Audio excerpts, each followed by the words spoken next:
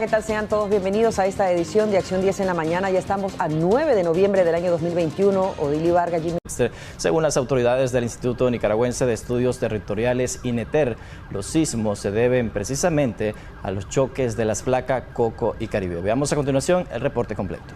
En menos de 4 horas se registraron 2 fuertes sismos que sacudieron el Pacífico de Nicaragua. El primero ocurrió la noche de este lunes 8 de noviembre a las 8:53 hora local. Según las autoridades correspondientes, el movimiento telúrico se desarrolló a 82 kilómetros al suroeste de Huehuete, en Carazo, con una magnitud de 6.3 en la escala abierta de Richter y tuvo una profundidad de 21 kilómetros. De acuerdo al Instituto Nicaragüense de Estudios Territoriales INETER, este fuerte sismo se trata de un evento relacionado con los procesos tectónicos del choque entre las placas tectónicas Coco y Caribe. Posterior a este fuerte movimiento se registraron varios enjambres sísmicos leves. El segundo temblor ocurrió a las 12:24 minutos de la madrugada de este martes 9 de noviembre, con una magnitud de 6.2 grados Richter y sacudió nuevamente todo el Pacífico de Nicaragua. Su epicentro fue al suroeste, en el Astillero, en el departamento de Rivas, con una profundidad de 31 kilómetros.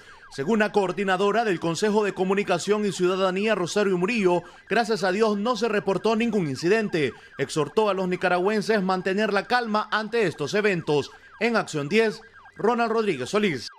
Recuerde que siempre hay que mantener la calma, pero también tener la prevención y la precaución ante cualquier sismo. Vamos a cambiar de informaciones, ya que con el conteo del 97.94 de votos en 2 pronunciamientos del Consejo Supremo Electoral apunta a una victoria al Frente Sandinista que supera el 70% y aseguran que más del 2.8 millones de nicaragüenses acudieron a las juntas receptoras de votos. Willy Narváez nos cuenta más. El segundo informe preliminar del Consejo Supremo Electoral ubica al presidente Daniel Ortega y a su esposa, la vicepresidenta Rosario Murillo, como la fórmula ganadora de estos cuestionados comicios, con un 75.92% del conteo de los votos. Voy a dar lectura a los resultados presidenciales con un 97.74% de las actas computadas hasta el momento.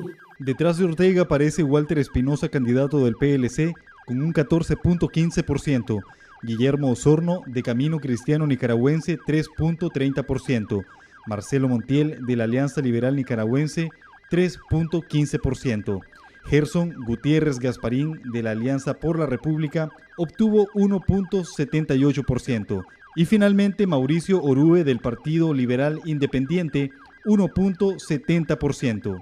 Juntas pendientes, 304 para un 2.26%. El monitoreo del Observatorio Independiente Urnas Abiertas considera que el 80% de los nicaragüenses no acudieron a las urnas. Votos totales, 2.860.559. Votos válidos, 2.704.705. Votos nulos, 155.854. Los opositores que no pudieron participar en estos comicios, previo a las votaciones, hicieron un llamado a la población a no salir a votar. Esto por considerar que se realizaron sin competencia, debido al arresto de 7 aspirantes presidenciales. Willy Narváez, a Acción 10. Muchas gracias, Willy Narváez, por tu informe. Y siempre hablando sobre el proceso electoral, el presidente de la República, Daniel Ortega, quien recientemente fue reelecto en las elecciones del pasado domingo, reaccionó sobre los cuestionamientos que hace la Unión Europea y el gobierno de Estados Unidos, quienes desconocen el proceso. Veamos a continuación el reporte completo que nos ha preparado Marjorie Vargas. Por segundo día consecutivo, el presidente Daniel Ortega se dirigió a la nación, esta vez para festejar el 75.92% de los votos que obtuvo su partido, tras darse a conocer el segundo informe del Consejo Supremo Electoral, asegurando que esto era un reflejo de la voluntad del pueblo nicaragüense. Ante las críticas emitidas por la comunidad internacional al respecto, Ortega dijo lo siguiente: Gobiernan partidos fascistas y fascistas, los descendientes del franquismo, que Europa entienda de una vez por todas que en estas tierras, que en estos pueblos, que en estas naciones que aquí en Nicaragua gobierne el pueblo nicaragüense y no los gobiernos europeos. Sus ofensas continuaron hacia Estados Unidos y opositores que se encuentran encarcelados. Esos que están presos ahí son los hijos de perra de los imperialistas yanquis.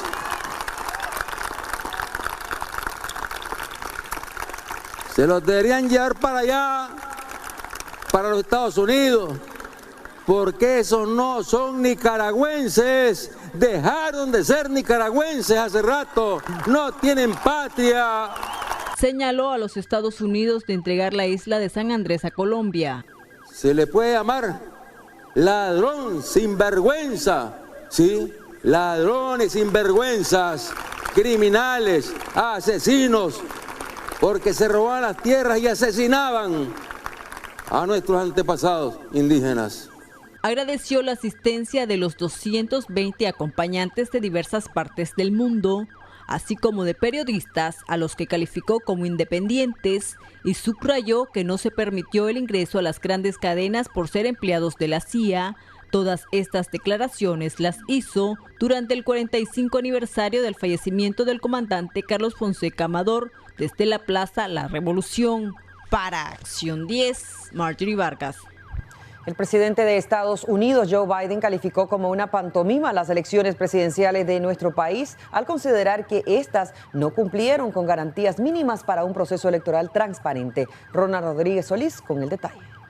Como una pantomima, calificó el presidente de Estados Unidos, Joe Biden, las elecciones presidenciales y parlamentarias de Nicaragua. El mandatario norteamericano considera que los comicios no cumplieron con las garantías mínimas para un proceso electoral libre y transparente. En el comunicado publicado desde la Casa Blanca dice lo siguiente: lo que el presidente nicaragüense Daniel Ortega y su esposa, la vicepresidenta Rosario Murillo, orquestaron hoy fue una elección pantomima que no fue ni libre ni justa y ciertamente no democrática. El encarcelamiento arbitrario de casi 40 figuras de la oposición desde mayo, incluidos 7 posibles candidatos presidenciales, y el bloqueo de la participación de los partidos políticos manipularon el resultado mucho antes del día de las elecciones. Cerraron medios independientes, encerraron a periodistas y miembros del sector privado e intimidaron a las organizaciones de la sociedad civil para que cerraran sus puertas. Durante mucho tiempo impopulares y ahora sin un mandato democrático,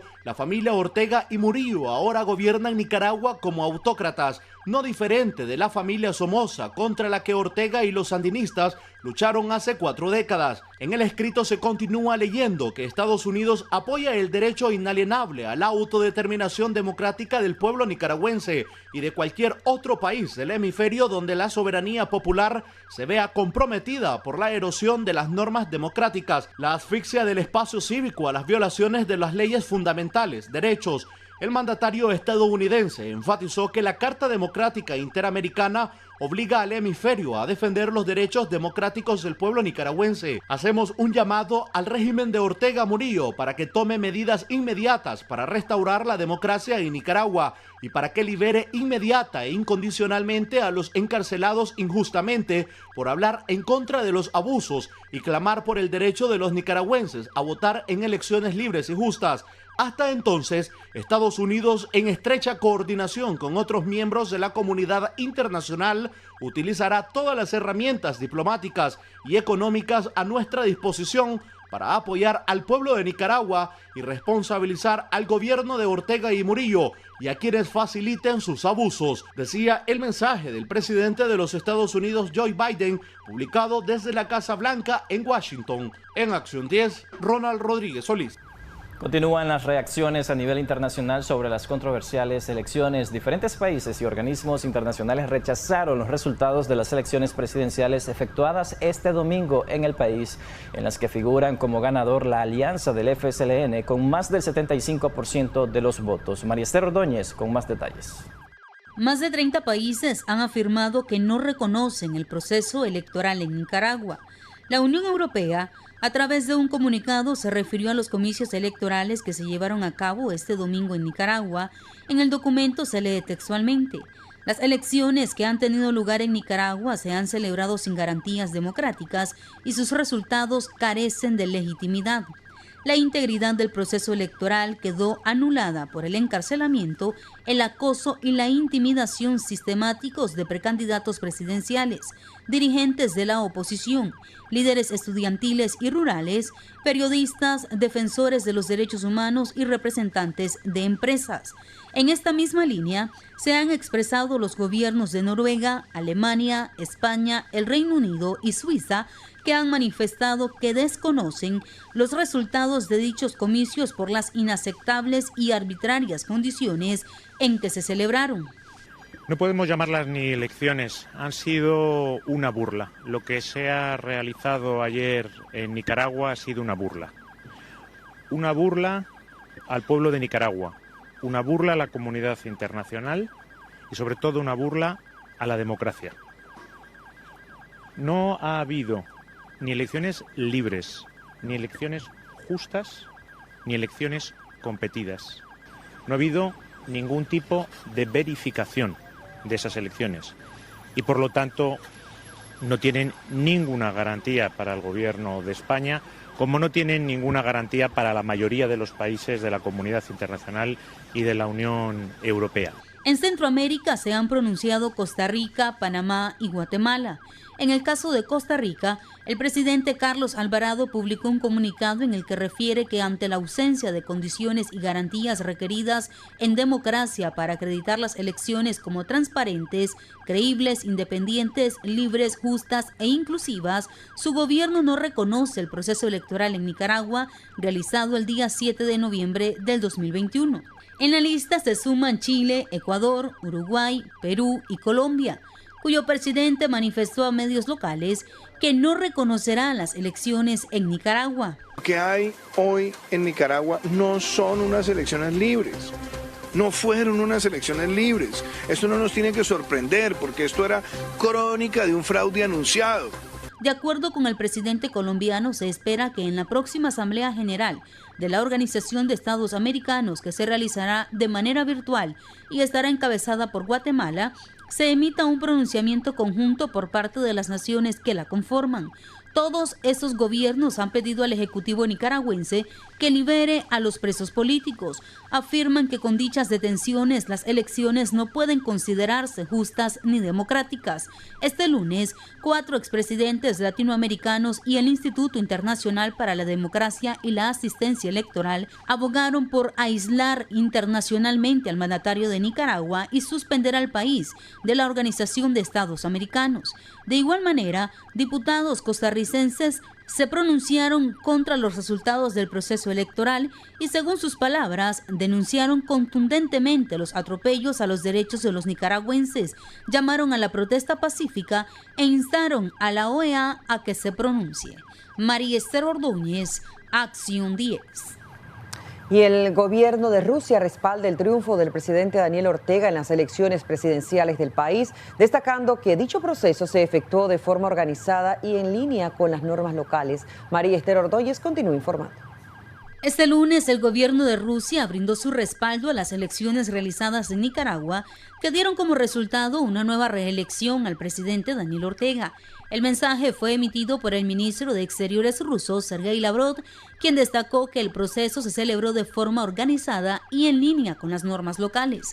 Agregó que su país envió a observadores y, de acuerdo con su testimonio, los comicios se celebraron de forma organizada y con el cumplimiento de la legislación nicaragüense, las reglas epidémicas impuestas por la COVID-19 y una significativa participación ciudadana. Sus palabras se dieron desde Moscú. Se refiere a las elecciones que se celebraban ayer en Nicaragua, las elecciones generales. Hemos mandado observadores de la Duma Estatal de la Federación de Rusia, del Consejo de Federación de Asamblea Federal y de Comisión Central Electoral, y según ellos las elecciones fueron bien organizadas, pacíficas, completamente según la ley nicaragüense, y los Estados Unidos han desencadenado una campaña grande para no reconocer los resultados de las elecciones. Y ayer la Casa Blanca, cuando las elecciones se terminaron, dijo que no van a reconocerlos y llamaron a todos los países a hacer lo mismo y pensamos que es inaceptable y condenamos contundentemente acciones así. Venezuela también felicitó al presidente Ortega por el triunfo en el proceso electoral. En un comunicado, describe que el presidente de la República Bolivariana de Venezuela, Nicolás Maduro, en nombre del pueblo y del gobierno venezolano, envía un abrazo solidario y de felicitaciones a Daniel Ortega, a la vicepresidenta Rosario Murillo por su legítima reelección. Por su parte, la Cancillería de Bolivia emitió un comunicado en el que saluda las elecciones generales en Nicaragua. Afirma que se destaca la participación y vocación democrática. Estamos seguros que con la participación mayoritaria y el respeto del voto popular se fortalece la democracia como ejercicio pleno de la soberanía del pueblo.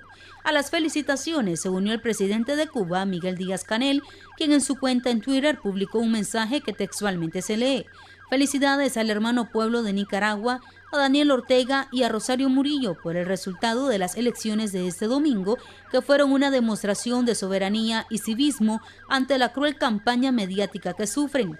Cuenten siempre con el apoyo de Cuba. Un abrazo. El quinto país que se suma a las felicitaciones es la República Islámica de Irán. A través de una carta felicita al pueblo y gobierno de la República de Nicaragua por la exitosa celebración de las elecciones. En el texto se describe que el portavoz del Ministerio de Asuntos Exteriores expresó las más cordiales felicitaciones por la demostración y práctica de la democracia y celebración de unas elecciones soberanas y pacíficas. Por su parte, el expresidente boliviano Evo Morales felicitó al mandatario nicaragüense Daniel Ortega luego de que el Consejo Supremo Electoral diera a conocer los resultados de los comicios que se realizaron durante el domingo en Nicaragua. María Esther Ordóñez, Acción 10. Muchas gracias, María Esther Ordóñez, por esa información. Continuamos con más en Acción 10 de la mañana. El secretario del Departamento de Estado de Estados Unidos, hablamos de Anthony Blinken, señaló que el gobierno del presidente Daniel Ortega despojó a los nicaragüenses de su derecho a votar en unas elecciones libres, justas y transparentes. El secretario de Estado de los Estados Unidos, Anthony Blinken, emitió este lunes un comunicado sobre las elecciones en Nicaragua y en el mismo expresó que éstas le negaron al pueblo nicaragüense un voto real. El gobierno de Ortega Murillo traicionó sus compromisos bajo la Carta Democrática Interamericana. La comunidad estadounidense e internacional continuará apoyando el derecho a la democracia del pueblo nicaragüense.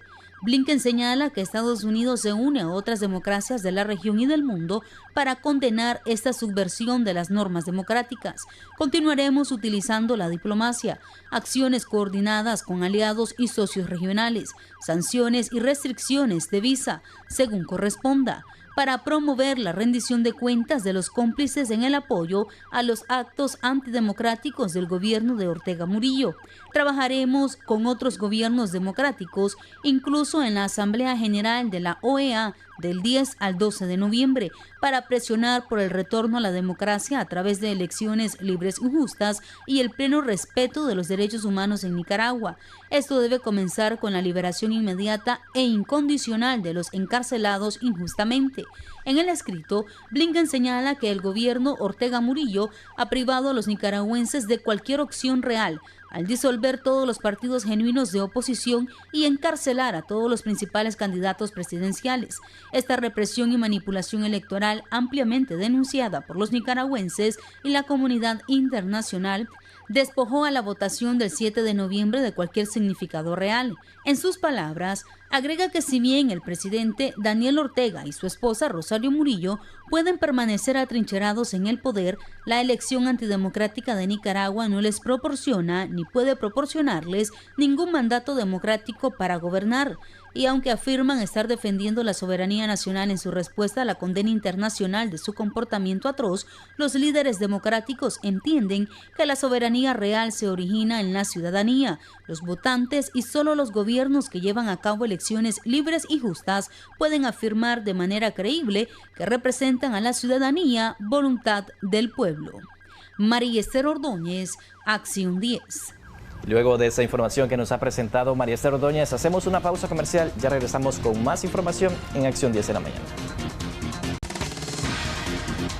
El presidente de El Salvador, Nayib Bukele, reaccionó al voto en las elecciones generales de Nicaragua de también Mauricio Funes, el gobernante de ese país, y también reclamó por la justicia salvadoreña. María Esther Ordóñez con el detalle de lo emitido.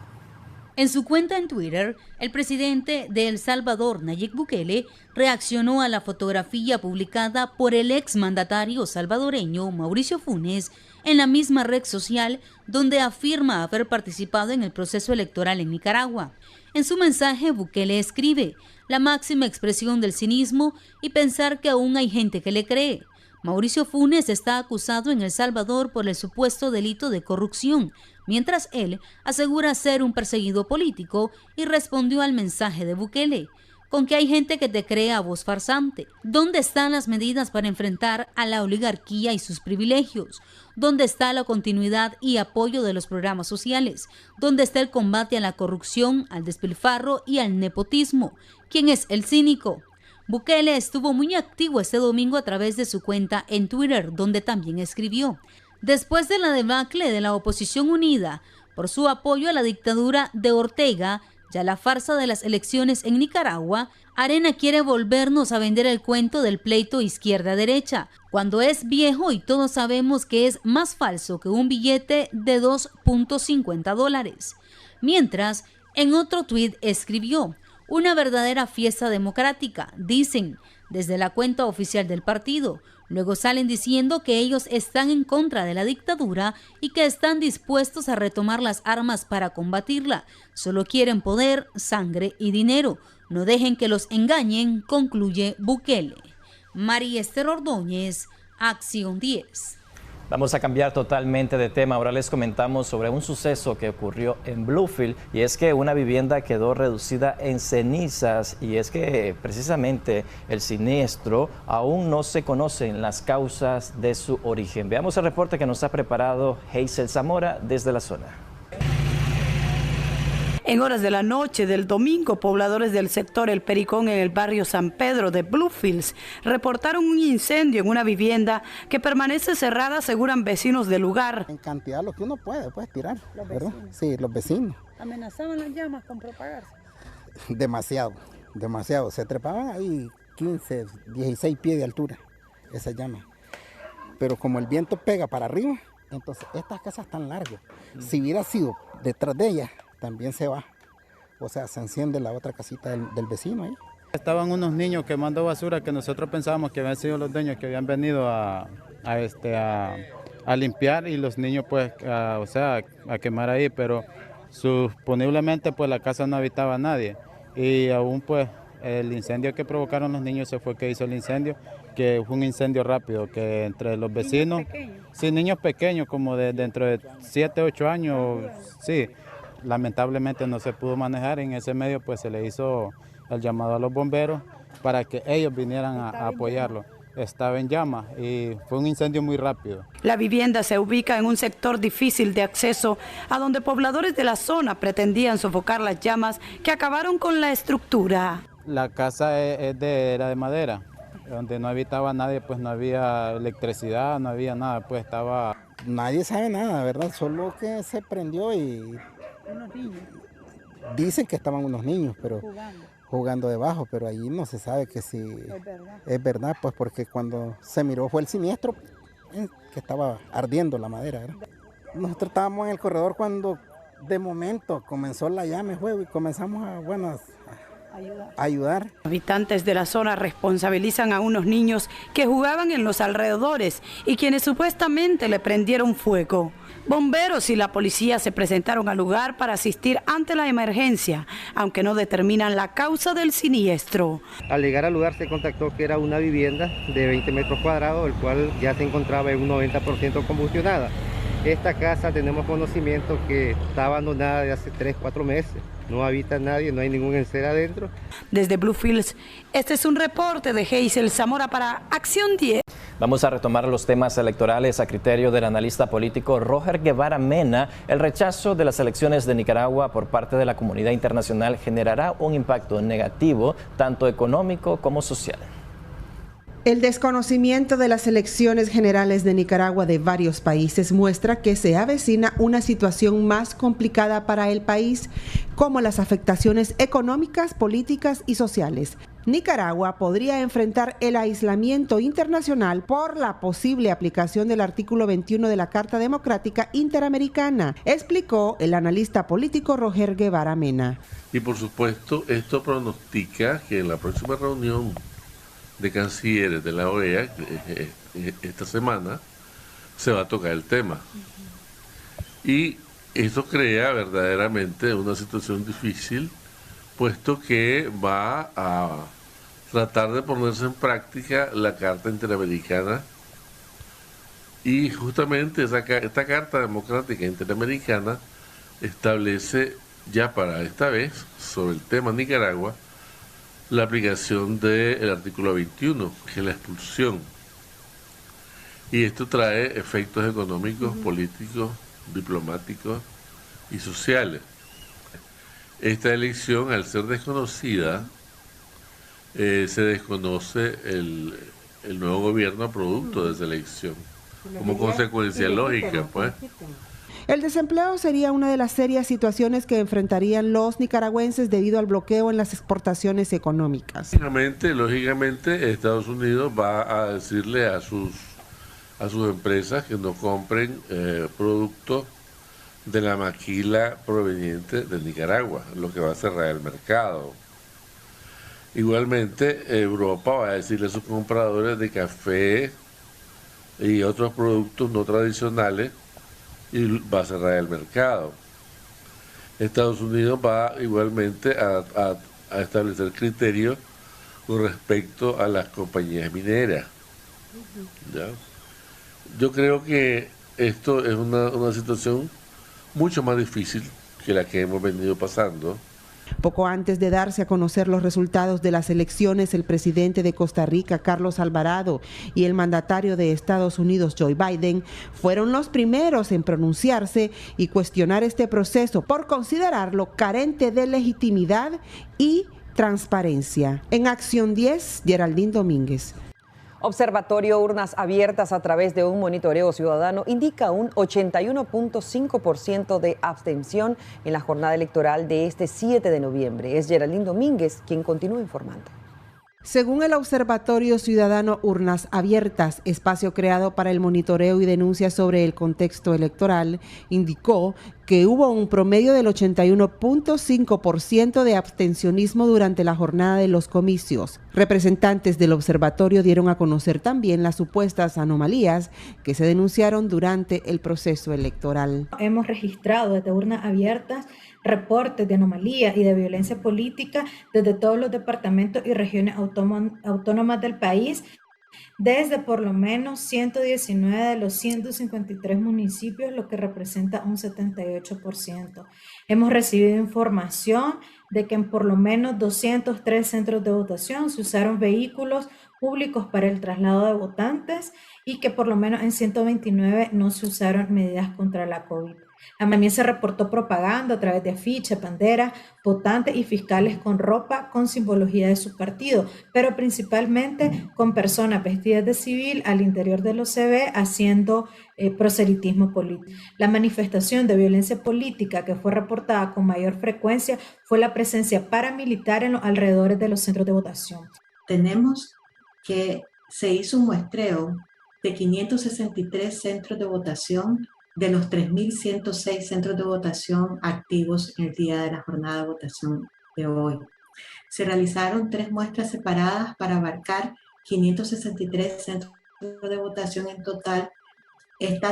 Estos cortes separados, estas muestras fueron una de 165, otra de 255 y una de 143. Se abarcaron los 17 departamentos y regiones autónomas y 153 municipios y 7 distritos de Managua.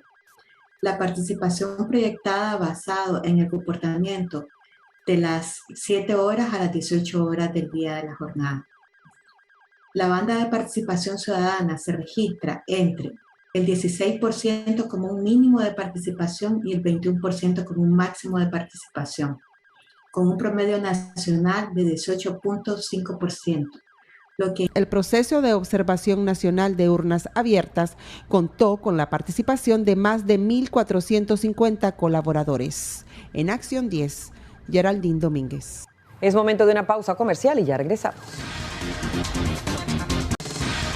Continuamos con más de Acción 10 en la mañana y ciudadanos encuestados aseguraron conocer desde antes los resultados de las elecciones presidenciales realizadas este domingo 7 de noviembre. Algunos capitalinos, consultados sobre el proceso electoral recién concluido en Nicaragua, afirmaron tener previo conocimiento de lo que serían los actuales resultados, pese a que en la contienda por llegar a la silla presidencial participaban 5 partidos políticos que se hacían llamar opositores. Nada de sorpresa, todo eso ya estaba cocinado. Es evidente por todos los proyectos que ha traído al país, no hay duda.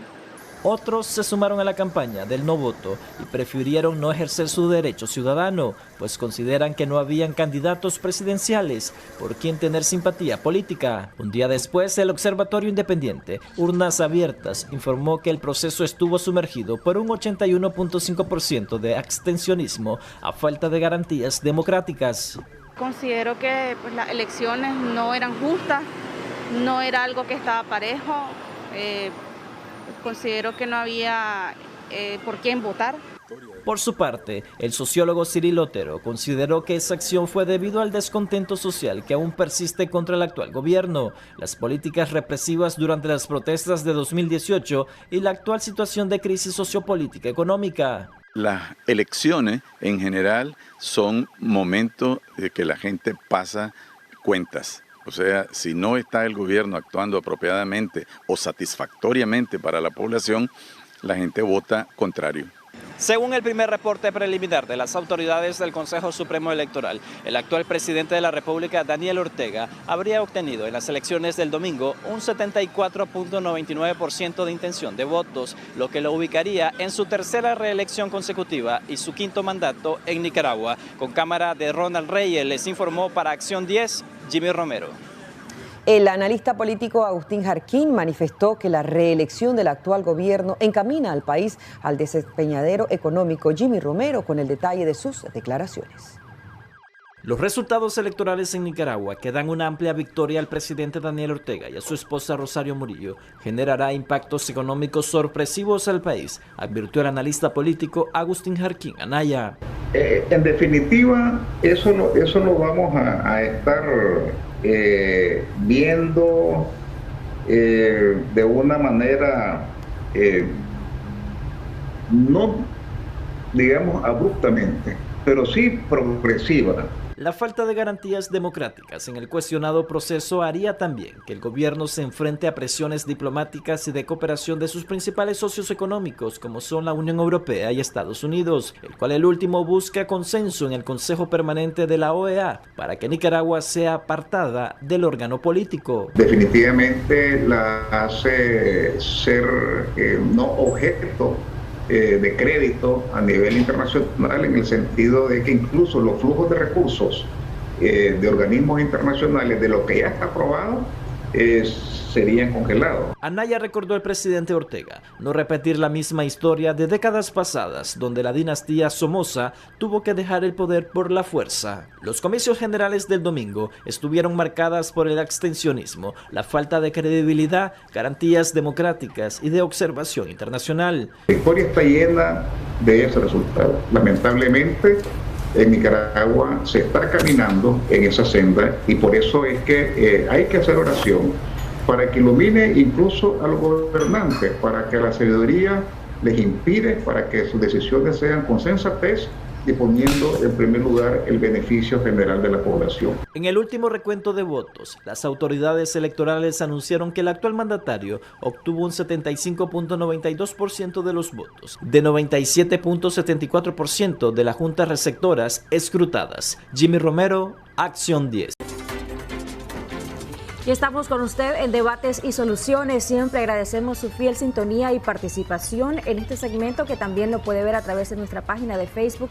Nos encuentra como Canal 10 Nicaragua. Hoy seguimos hablando del proceso electoral en nuestro país y de las reacciones. La última de ellas el discurso del presidente Daniel Ortega, un discurso aparentemente fuerte, donde hizo fuertes declaraciones justamente referidas a la oposición y a aquellos aspirantes presidenciales que están en prisión y son objeto de procesos judiciales. Vamos a hablar de este y otros temas relacionados a las elecciones con nuestro invitado que ya nos acompaña esta mañana. Así es, Jocelyn, ya nos acompaña el señor Francisco Delgadillo, consultor jurídico y expresidente del partido UDC. Muchas gracias por acompañarnos acá en Debates y Soluciones y bienvenido.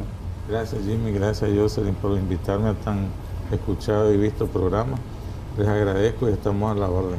También fue comandante de la ex Resistencia en el Frente Sur y presidente de la Unión Demócrata Cristiana, como dijo Jimmy. Y precisamente como alguien con esta experiencia también en la política, que yo le comentaba antes de entrar al aire que había leído que estaban ustedes en un proceso de recomposición para poder ser partícipe de estas elecciones recién pasadas. Sin embargo, no se logró esa recomposición de la UDC con el Partido Social Cristiano y ahora vemos un resultado electoral que tiene algunos cuestionamientos, fuertes cuestionamientos de parte de la comunidad internacional y por otro lado un presidente Daniel Ortega aparentemente fuerte y haciendo declaraciones contundentes, ofendiendo a la oposición nicaragüense, aquellos aspirantes. ¿Qué usted opina de todos estos acontecimientos? Mira, en primer lugar me quiero referir al discurso del comandante Ortega. Es lamentable porque pienso que está retrocediendo en el tiempo. Lo escuché como que estuviera hablando en los años 80. Cuando estaba la guerra aquí en Lo Crudo. Es lamentable además porque este país necesita paz, armonía, necesita convivencia, no solo interna, sino también externa. Si nosotros no logramos que los otros países nos vean de una manera diferente, nos van a seguir viendo como un país de salvaje que no es capaz de gobernarse y que no merece la cooperación internacional. Nosotros estamos recuperando la economía después de los sucesos de abril de 2018. Se han hecho ingentes esfuerzos por eso, pero con discursos así que atacás a los europeos y que atacás a los norteamericanos y que atacás a tus posibles aliados comerciales o socios comerciales, pues obviamente no vamos a llegar a un fin.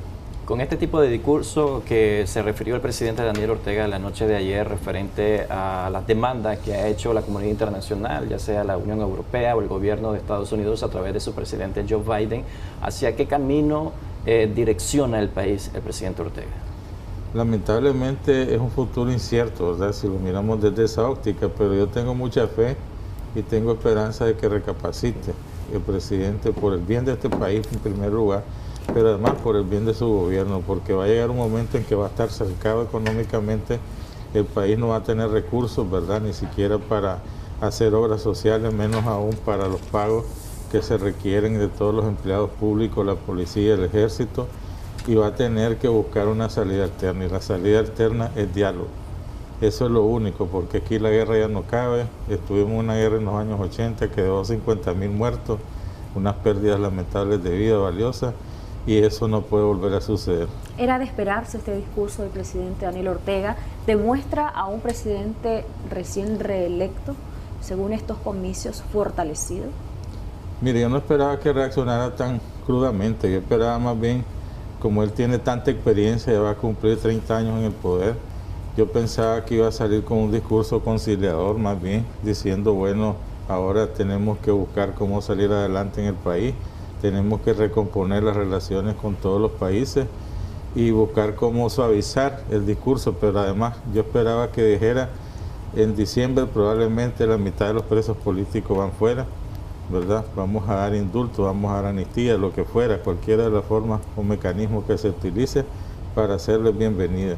Pero fue todo lo contrario, me sorprendió francamente. ¿Mal asesoramiento tiene de parte de algunas voces a lo interno de su partido político?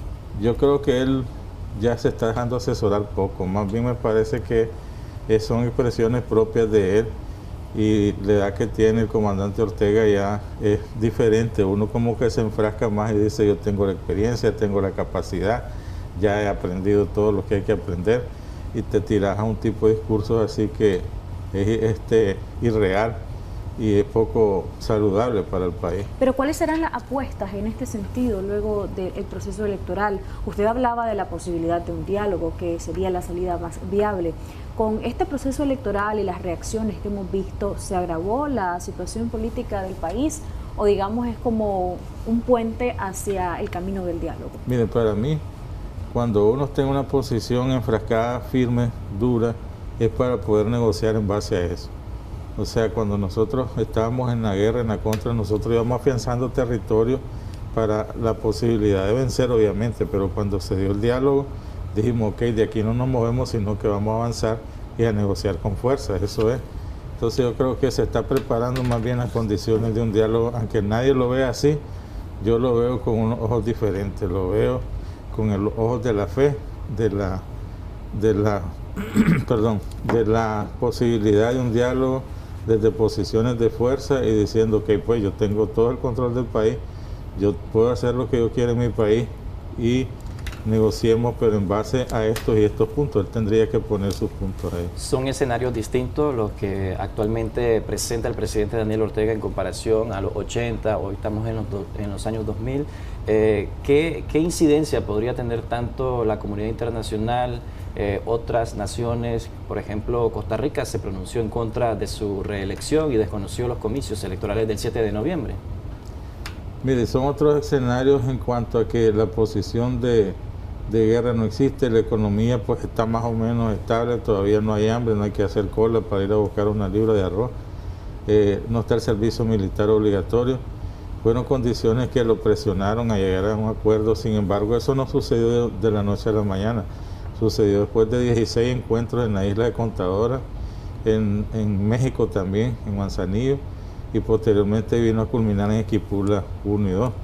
Entonces yo creo que en estos momentos hay condiciones diferentes y la comunidad internacional lo está acercando, y ese es el problema, que aquí ahora somos un país, no podemos ser un país aislado, no somos una isla, ahora somos un conjunto de naciones que a diario tienen que tener una relación, una interrelación comercial, política, económica y social.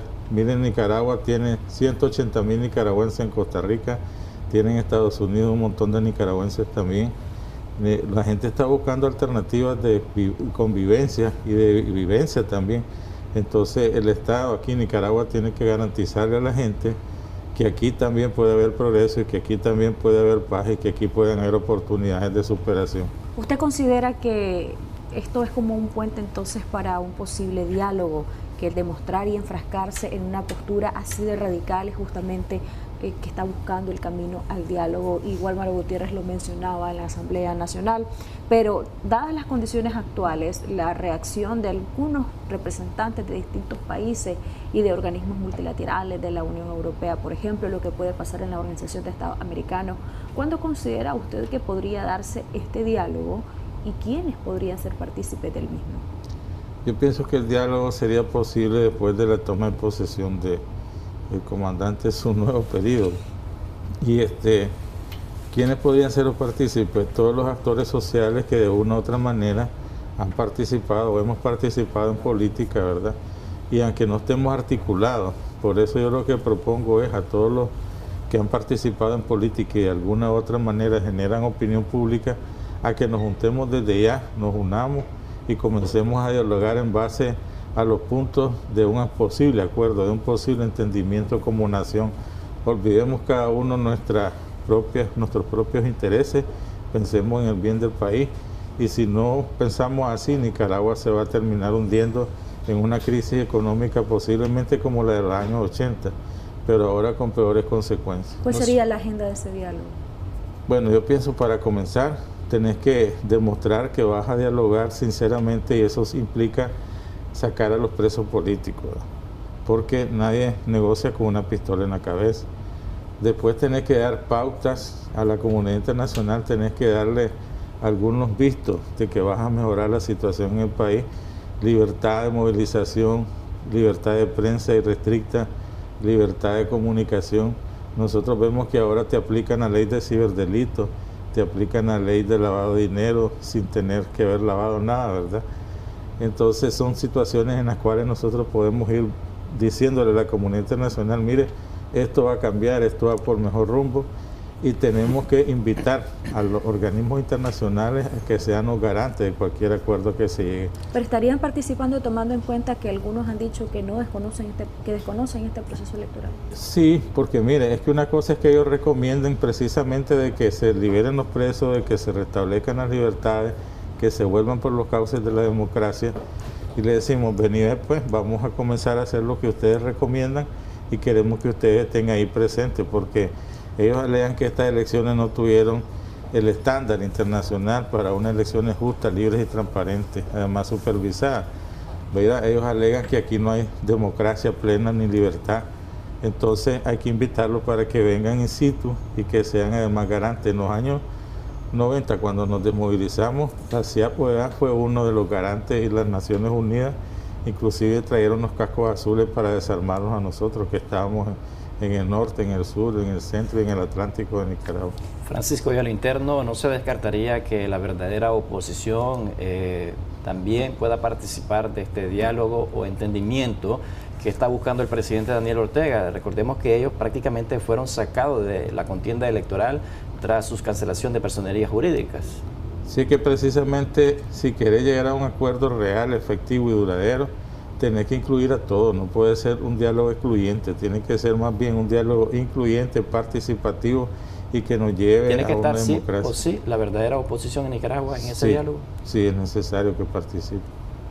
En cuanto a la comunidad internacional, ¿cuáles serían esos garantes? Porque en diálogos anteriores vimos que estuvo como garante representantes de Roma, en este caso del Papa Francisco estuvo como representante, también otros agentes internacionales estuvieron en ese diálogo, pero no se logró nada. El gobierno se comprometió en algunos acuerdos y no lo cumplió. ¿Qué garantía hay que en este nuevo proceso de diálogo o acercamiento con el resto de sectores opositores se pueda cumplir todos esos acuerdos que se lleguen a lograr? Mire, lo importante cuando se llega a acuerdo es ponerle un calendario, porque si vos llegas a acuerdo y decís vamos a hacer, pero no decir cuándo lo vas a hacer, pueden pasar 5 años, 4 años, 3 años, entonces decir en 20 días...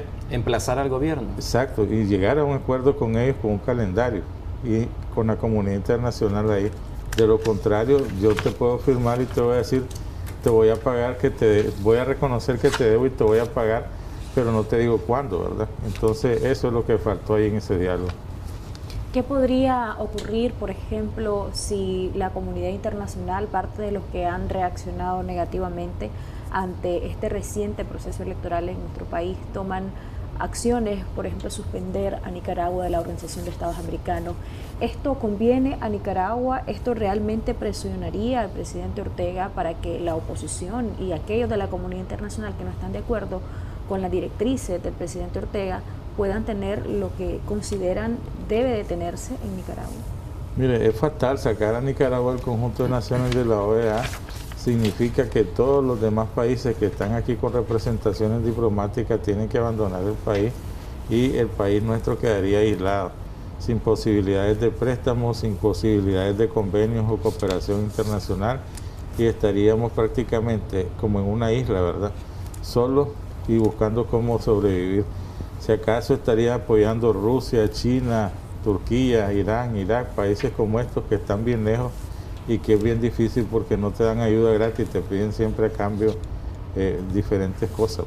Pues, ¿Puede ser sostenible el gobierno durante los próximos 5 años con el apoyo de estos países que ha buscado de último momento tras las presiones que están ejerciendo gobiernos como es el caso de Estados Unidos, la Unión Europea? Mire, yo no veo a Nicaragua siendo socio comercial de Rusia para llevar o vender productos hasta allá, ¿verdad? Es muy difícil, es muy caro, muy costoso y el pago no es tan bueno, ¿verdad? Por eso es que nosotros somos socios comerciales de Estados Unidos en primera instancia, no es porque sea el imperio, sino porque el acceso es mejor, el pago es mejor y la ida y venida de las mercaderías se hace más rápido, un tiempo más fluido.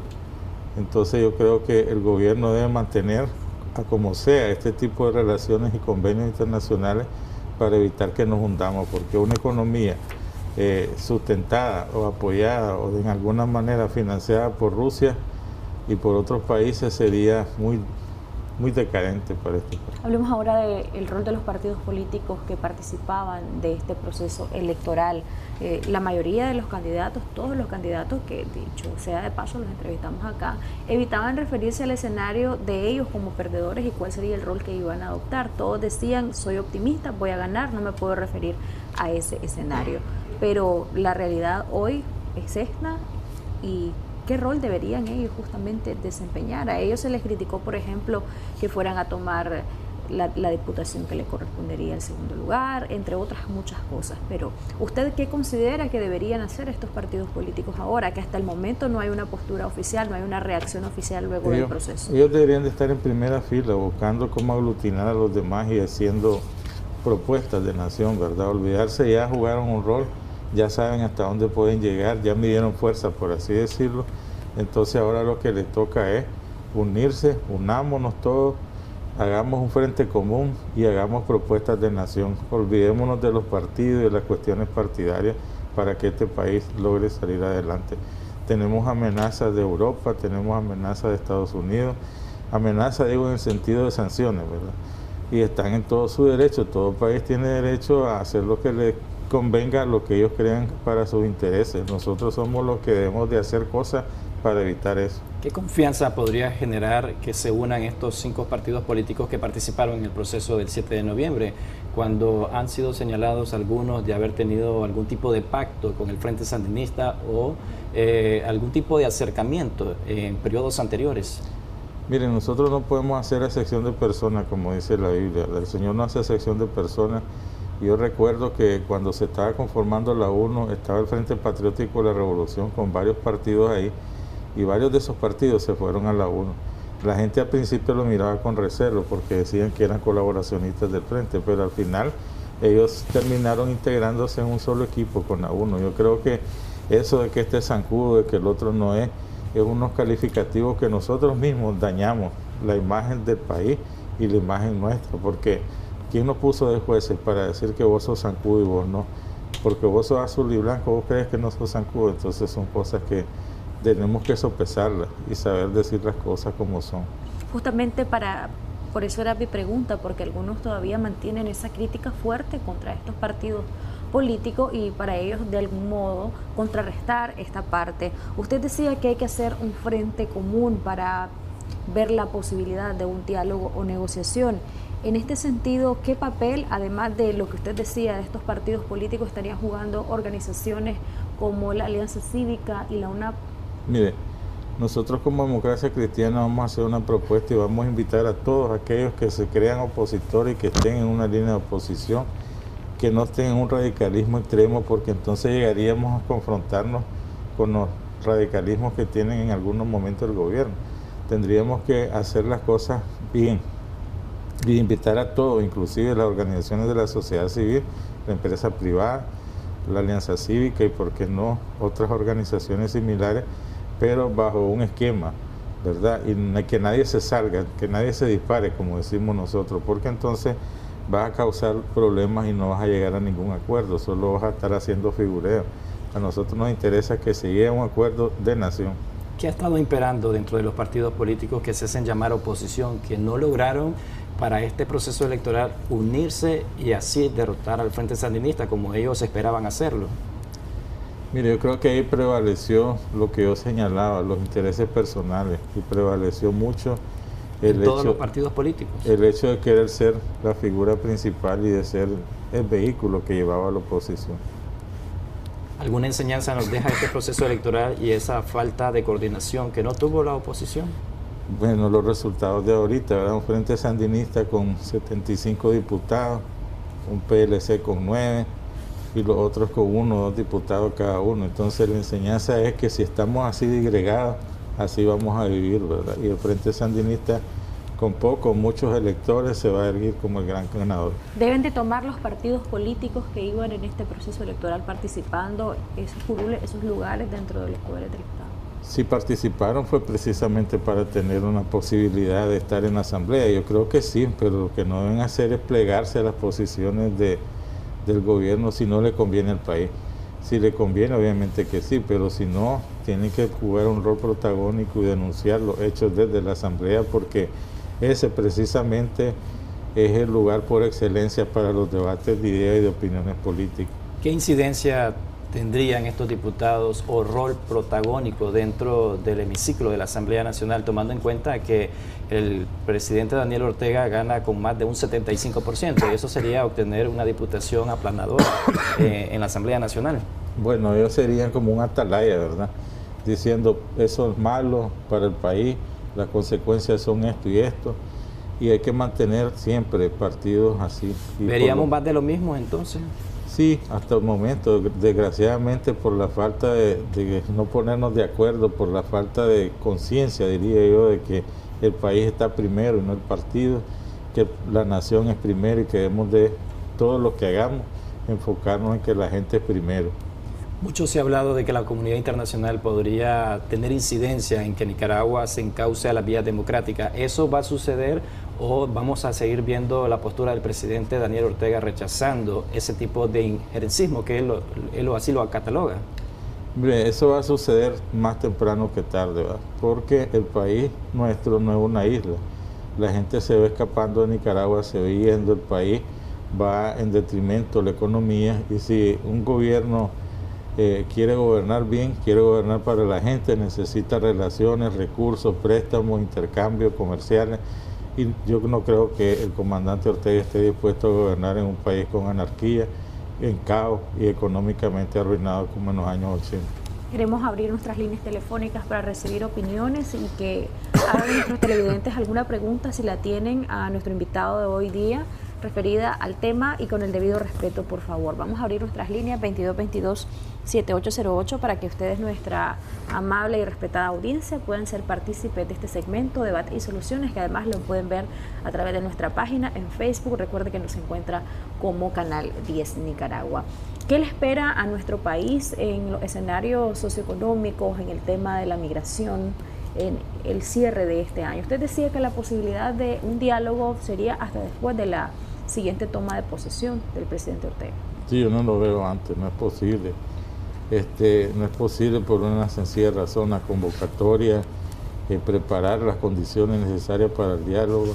No es sentarse e ir en carrera porque vamos a obtener los mismos resultados que se tuvieron en diálogos anteriores, ¿verdad? Y por otro lado yo veo a la gente yendo, o sea, hay un montón de jóvenes decepcionados a diario, puede ver uno ahí en migración, puede ver en cedulación las filas que se hacen de la gente para precisamente buscar cómo emigrar a otros países, buscando mejores alternativas de vida. Tenemos ya la primera comunicación. Buenos días, gracias por llamarnos. Adelante con su comentario o su pregunta para el invitado. Buenos días. Dice que no le estamos escuchando bien, quizás nos habla un poco más fuerte, con mayor énfasis. ¿Por qué estas personas que vienen a compartir con ustedes, verdad, son conocedores de no logramos escucharle bien su comunicación? De todos modos, gracias por querer participar. Por favor, cuelgue el teléfono y, si le es posible, vuelva a marcarnos al 2222-7808 para establecer su pregunta o su comentario para el invitado que tenemos hoy día en Debates y Soluciones. Así es, puede marcarnos al 2222-7808. Nosotros estaremos atendiendo a lo interno de la comunicación para que usted pueda participar del tema que estamos abordando del día de hoy en Debates y Soluciones, rol de partidos políticos luego de las elecciones de noviembre. Hablemos de la reacción de los partidos políticos que participaban de este proceso. Hasta el momento han guardado silencio. ¿Cuál sería una reacción idónea en medio de esta situación? Ellos deberían de responder a los cuestionamientos que hacen de la comunidad internacional respecto a este proceso. ¿Deberían de aceptar el resultado de las elecciones? Mire, lo lógico sería que ellos se pronunciaran, ya sea en el sentido que usted dice, de aceptar o de decir, denunciar que hubo tal y tal anomalía. Pero el quedarse callado es peor, porque precisamente estás en contra de lo que nosotros hemos venido diciendo, que debes de jugar un rol importante y debes de ser un atalaya denunciando las cosas que están mal y sobre todo señalando las cosas que están bien. Vamos a atender la comunicación que ya tenemos. Muy buenos días, ¿cuál es su aporte al tema que estamos realizando el día de hoy? O pregunta al invitado. Le escuchamos, buenos días. Buenos días. Buenos días. Sí, buenos días, adelante con su comentario o su pregunta para el invitado. Sí, dos cosas estoy viendo en el programa.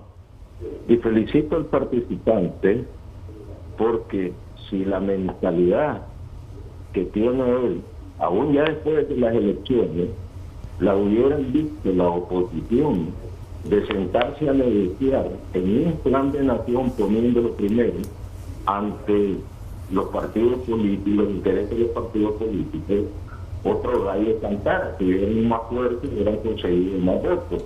El problema es que la mentalidad nicaragüense se enfrasca en la politiquería, en la lucha de partidos, y los dirigentes de los otros partidos fueron infantiles porque no se quisieron negociar, ¿verdad?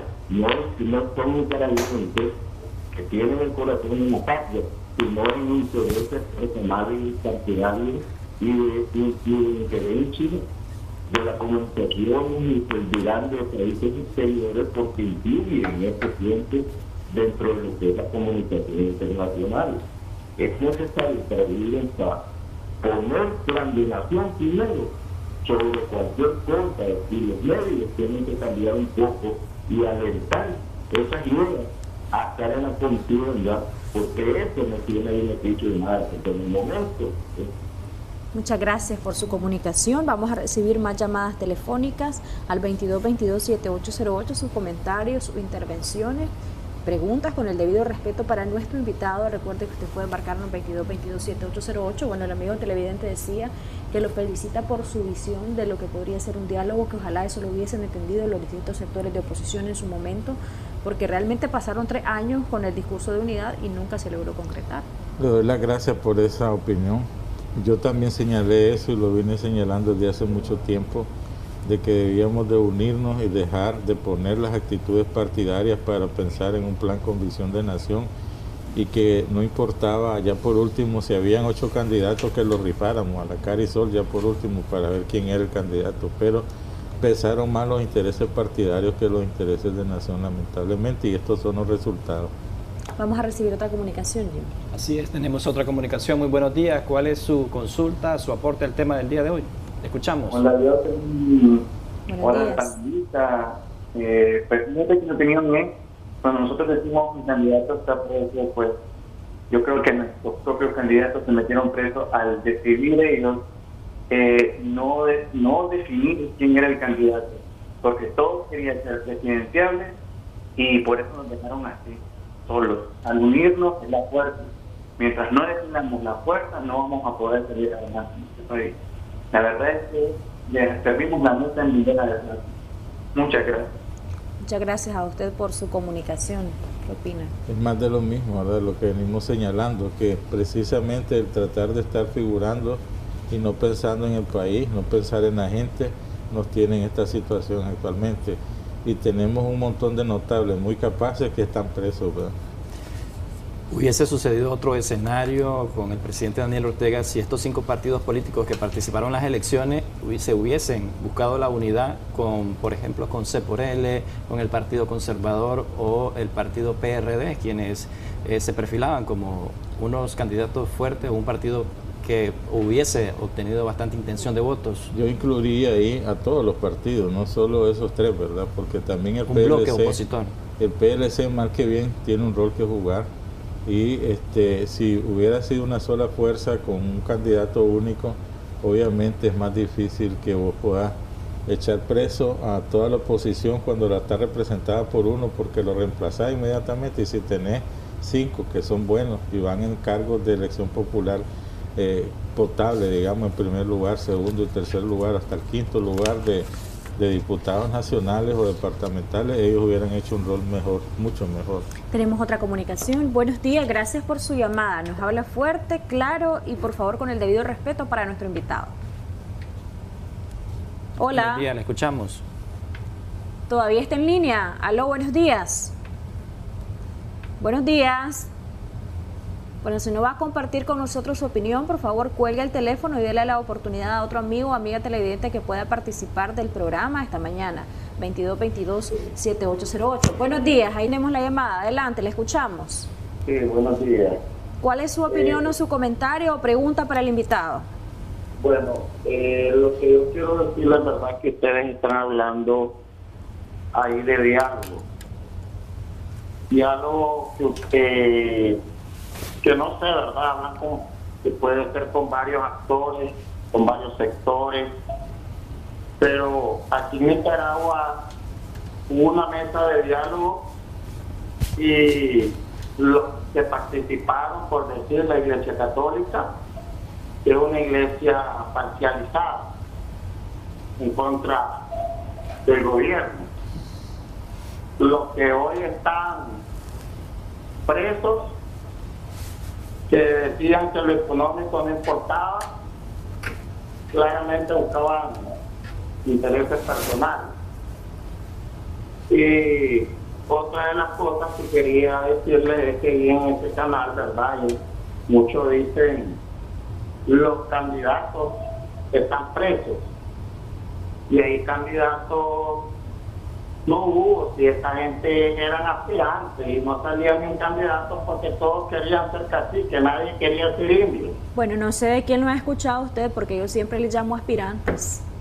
Ahí en las noticias, no sé si hay el mismo recuerdo ahí, pero lo que le quiero decir es que ustedes aseveran candidatos presos, ninguno era candidato, eran aspirantes y no llegaron a ser candidatos porque nadie de ellos quiere ser indio, todos quieren estar arriba, todos quieren agarrar su propio beneficio. Entonces, diálogo, en Nicaragua hay diálogo todos los días con la gente en la calle, escuchándole sus problemas, resolviéndoles, donde no hay calle, llevándoles calles, donde no hay centros de salud, llevándoles puestos de salud y hospitales. Aquí hay diálogo permanente con la gente en los barrios y en las calles. Muchas gracias, amigo televidente, por su participación. ¿Qué opina de lo que decía? Yo creo que él tiene una visión muy parcializada de lo que es un diálogo, ¿verdad? Porque un diálogo va más allá de que usted y yo platiquemos en la calle sobre mira qué bonito se mira este jardín o mira qué bonito este monumento. Porque se busca un bien común. Sí, tiene que ser algo que sea de nación, que busquemos cómo componer el rumbo del país, cómo ser mejor, cómo el país le dé oportunidad a los jóvenes, a los recién ingresados, a toda la gente que está precisamente buscando oportunidades de sobrevivencia y de una mejor calidad de vida para su familia. Esos diálogos así de cara al pueblo y diálogos como se hacían antes no funcionan, porque el resultado es con la gente que tiene influencia y tiene incidencia para hacer que las cosas cambien tanto nacional como internacionalmente. ¿Qué podría ser la diferencia de los diálogos y negociaciones anteriores y un nuevo diálogo en nuestro país luego de la toma de posesión en enero del 2022? ¿Qué podría ser la diferencia para que funcione y los acuerdos que se suscriban ahí se pongan en práctica? El problema es que ese diálogo fue en caliente y entonces habían muchos sentimientos encontrados y llegaron a expresarlo de una manera que no era la correcta. Entonces el que está del otro lado dialogando se va a poner erizo y va a comenzar a buscar cómo defender su posición, ¿verdad? Pero si vos haces un diálogo de altura, con calma, con organismos internacionales como garante y poner las cosas claras sobre la mesa, ¿verdad? Y decir lo que queremos es esto y esto y esto, y te dice la otra parte, porque aquí son dos partes para negociar. No, yo lo que te puedo dar es esto, esto y esto. Si estás de acuerdo, bueno, si no, pues hasta aquí llegó el diálogo. Entonces nosotros tenemos que estar claros que cuando vas a dialogar tenés que ceder y tenés que también ganar. Pero en las otras negociaciones hubo presencia, por ejemplo, del nuncio y llegaron ya no en una postura, digamos, tan exacerbada, o no era el momento in situ de la situación. Es que ellos no eran parte del diálogo, sino observadores, ¿verdad? Exactamente, entonces, en su condición de observadores y en ese otro escenario posterior a ese diálogo donde había mucha efervescencia, tampoco aparentemente, según lo que denuncian algunos sectores de oposición, se pusieron en práctica los acuerdos. ¿Qué podría ser la diferencia en esta oportunidad? La diferencia, como yo le decía antes, es de que lleguemos a acuerdos serios y lo calendaricemos con organismos internacionales que van a estar dando seguimiento al cumplimiento de los acuerdos. En cuanto uno de los acuerdos, de acuerdo al calendario, no se cumpla, se llama al organismo internacional y otra vez nos tenemos que sentar para decir, bueno, ¿qué está pasando? ¿Qué problema tenés? ¿Por qué no puedes cumplir con esto? ¿Qué organismo internacional sería? Porque vemos al presidente Ortega en una postura fuerte y cerrada respecto a Estados Unidos, a la Organización de Estados Americanos, a los mismos europeos. Mire, cuando usted y yo nos vamos a dialogar, vamos a un diálogo, ambos tenemos que estar de acuerdo que el mediador o la persona que va a ser garante sea la mejor para los dos. Entonces, en ese caso habría que ver cuáles son los organismos que al comandante Ortega le favorecen, le buscan, y cuál de esos organismos a nosotros también nos podría favorecer para que lleguemos a un entendimiento inclusive sobre los garantes del acuerdo para que después se cumpla.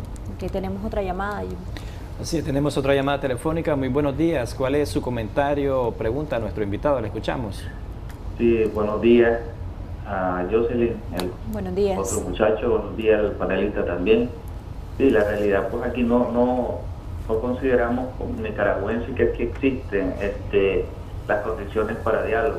Ortega solo busca su propio beneficio y él ahora va a buscar gente de sus aliados, como los pastores evangélicos que se prestaron a su juego. El otro señor decía que la Iglesia Católica estaba parcializada, pues también la parte evangélica estaba parcializada a favor del gobierno. Entonces aquí no hay condiciones, siguen los presos, las personas presas injustamente. El día de las elecciones también he hecho preso un montón de personas injustamente. Entonces, ¿qué condiciones existen aquí para diálogo?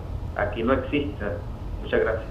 Gracias a usted por llamarnos, por su comunicación. Él hablaba de las condiciones del diálogo, según el amigo televidente, no existen. Vamos a recibir 2 llamadas más al 2222-7808 para que luego nuestro invitado pueda pronunciarse respecto a los comentarios o preguntas que le hagan a él como invitado esta mañana. 2222-7808, si usted desea participar con nosotros, puede hacerlo en este momento, siempre sus comentarios con el debido respeto para nuestro invitado. Buenos días, adelante. Sí, buenos días. Bienvenido, adelante. Sí, quería decirle al señor que este gobierno no quiere diálogo. Se le ha buscado de diferentes maneras cómo dialogar, y solo es lo que él dice y nada más. Me hará firmar, pero cumplir jamás. ¿Ya?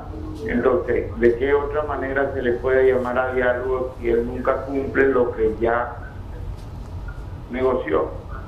Primeramente, en la mesa de diálogo, en la primera mesa de diálogo, el gobierno llamó a la Iglesia Católica a ser mediadores. Ahora los ha satanizado, ¿ya? Ahora son los parcializados, son los enemigos del gobierno, y ellos fueron los que llamaron a la Iglesia Católica.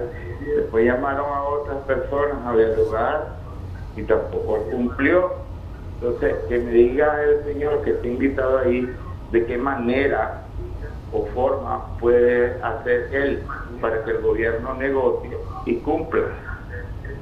Muchas gracias. Gracias a usted por su comunicación. Bueno, respondamos a esas 2 inquietudes de los amigos televidentes que llamaron. El primero decía y se refería a que según él no hay condiciones para un diálogo, y ahora el amigo televidente que dice no quiere diálogo, según él realmente el presidente Ortega, y que si ya ha incumplido en otras oportunidades también lo puede hacer en una futura negociación. ¿Usted qué opina? Condiciones para diálogo hay siempre. Lo que pasa es que nosotros no la vemos con ojos naturales, nosotros la vemos con ojos espirituales. El diálogo, nosotros somos llamados a mantener el Ministerio de la Reconciliación, y el diálogo es la única alternativa que nos queda como seres humanos, como personas capaces, como personas que tenemos la capacidad de llegar a acuerdos y buscar. Si no ves las condiciones hay que crearlas, si no ves las condiciones hay que hacerlas. Precisamente una de las cosas que ha faltado aquí es eso, ¿verdad? Que nosotros nos enfrascamos en una posición radical diciendo no quiere dialogar, no hay diálogo, no entiende, y el otro dice, bueno, la única alternativa es que nos levantemos y que comencemos a hacer barricadas. Al final esas 2 posiciones extremistas nos tienen acá, nos tienen el país como estamos, y nosotros estamos en las condiciones que estamos precisamente por las actuaciones que hemos tenido. No quiere diálogo, dice otro, ¿verdad?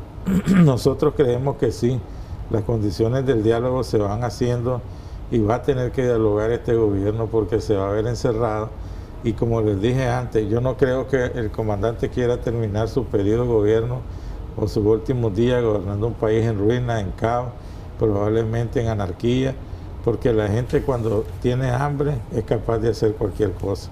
Muchos han dicho de que el diálogo que busca el presidente Daniel Ortega es para oxigenarse en estos 5 años. Ese es el riesgo que podría ocurrir, como ocurrió en 2018, donde solo se dio más tiempo, para ahora llegar al poder nuevamente. Obviamente que ese es uno de los riesgos que se corren, ¿verdad? Pero nosotros tenemos que saber jugar con eso también y decirle, ok, nosotros queremos que se den libertades públicas, individuales y colectivas ya, y decirle a partir de qué momento comenzar a sacar presos, de cuánto en cuánto, ponerle un calendario, ¿verdad?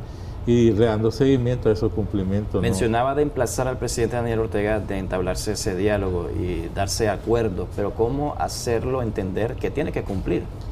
Es que las condiciones del país lo van a llevar a eso, lo van a llevar a tener que abrirse en determinado momento para poder sobrevivir, porque si vos te enfrascás en ponerte una soga al cuello y dejarte caer, te vas a morir, ¿verdad?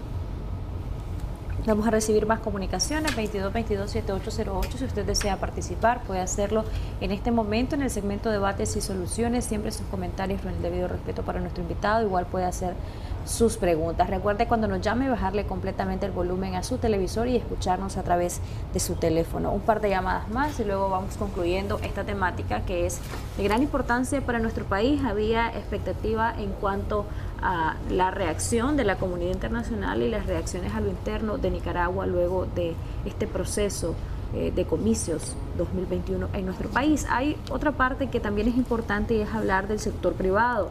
¿Qué rol podríamos estar viendo del sector privado ahora que hay un nuevo presidente del Consejo Superior de la Empresa Privada, el señor Zamora, y que estaría o debería de estar en algún rol específico? Porque recordemos que los gobiernos, un estadista, son administraciones que al final son facilitadores para la inversión privada y facilitadores para el empleo. Entonces sí es importante que el rol de la empresa privada pues quede en evidencia y se vea qué opinan ellos del proceso electoral, dicen muchos.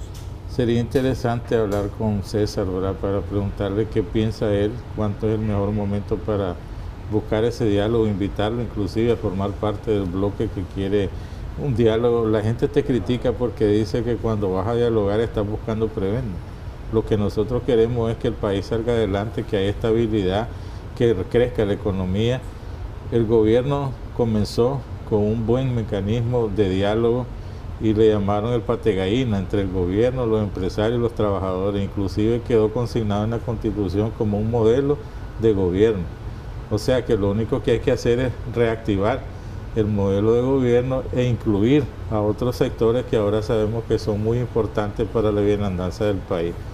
Es interesante lo que usted señala y voy a buscar yo mecanismos para conversar con César Zamora para ver qué opina él. También hay críticas porque muchos dicen que en los diálogos quienes deben de participar son partidos políticos y gobierno, no así la empresa privada y la ONG. ¿Usted qué opina? Mire, siempre van a haber críticas, ¿verdad?, de uno u otro lado, pero la verdad es que todo aquel que tenga que ver en la buena marcha del país tiene que participar y tiene algo que decir. Además, si estás aportando, estás dando aportes buenos para la bienandanza del país, obviamente tienes que tomarlo en cuenta.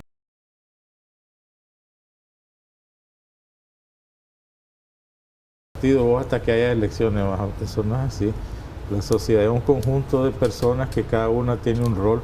Es como la iglesia, ¿verdad? Nosotros somos el cuerpo de Cristo y cada uno tiene un rol que... A propósito de la iglesia, ¿deberían de participar la iglesia católica y la iglesia cristiana evangélica? Yo creo que sí, independientemente de lo que se señale de ambas, tienen que buscarse un equilibrio porque ambas son representativas de sectores del país, de la gente común, por decirlo así, ¿verdad?, que no se visualiza todos los días en la televisión, pero que nosotros conocemos, que vemos en la calle, que nos relacionamos con ellos. Hay otra llamada telefónica. Sí, hay otra llamada telefónica. Muy buenos días. ¿Cuál es su comentario, su aporte al tema que estamos abordando el día de hoy? ¿Le escuchamos? ¿Le escuchamos? Buenos días. Aló, buenos días. Sí, buenos días. Le escuchamos. Díganos. Yo le quería decir al señor que está ahí de que si él no se siente nicaragüense, bueno, pues de que se va para Estados Unidos. ¿Por qué su comentario? ¿Usted escuchó algo de parte del invitado para que lo interpretara de ese modo? Aló, bueno, no me quedó claro. ¿Qué opina? Bueno, yo le dije que hay gente que opina de cualquier manera, ¿verdad? Y que cada quien tiene derecho a opinar lo que quiera. Aquí nosotros no le vamos a decir, ve, de eso no opiné. Yo me siento más nicaragüense que cualquier otro, o tan nicaragüense como cualquier otro, al extremo que yo anduve 10 años en guerra, 3 contra el gobierno de Somoza y 7 contra el gobierno de los 9 comandantes, precisamente porque queríamos una Nicaragua mejor para todos y una Nicaragua en la cual vivir en paz. Lo logramos bastante tiempo durante el periodo de doña Violeta y hasta el periodo de don Enrique, que hubiera paz, y mal que bien, pues el país caminaba, ¿verdad?, armoniosamente. Vamos a recibir la última comunicación al 2222-7808. Si usted desea participar, puede hacerlo justo en este momento, 2222-7808. Importante ver también el tema de los tiempos, el tiempo que tendría, en este caso, la oposición para organizarse y ahora sí llegar con una postura unificada. Claro. Porque en los medios de comunicación y en distintos aspectos de la vida cotidiana era muy común el discurso de unidad, pero por otro lado hacer fuertes señalamientos entre ellos, desprestigiarse mutuamente y querer una unidad que parecía una utopía y al final así ha quedado. Vamos a recibir la última llamada. Buenos días. Buenos días. Sí, buenos días, le escuchamos. ¿Cuál es su opinión? Yo quiero recordar al panelista que está ahí. Sí, lo estamos escuchando, díganos. Que cuando Ortega estaba en la oposición, incendiaba el país para poder llegar a un salud.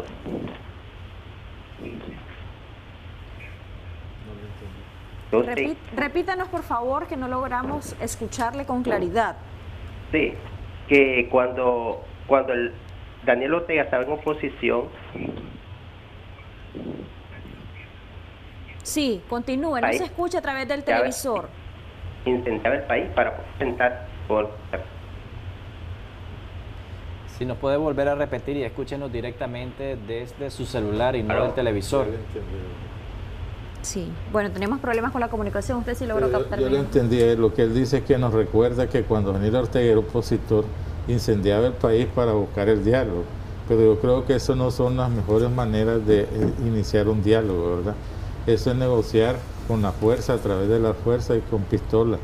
Eso no se puede volver a dar. Nosotros somos un país de gente civilizada, que estamos construyendo una nueva manera de hacer política, y la nueva manera de hacer política es entendernos de bien, entendernos sin necesidad de presionar al otro, de torcerle la mano, ¿verdad?, o de llevarlo a una cárcel para hacerlo entender, según ellos, entre comillas, que ese no es el mejor camino.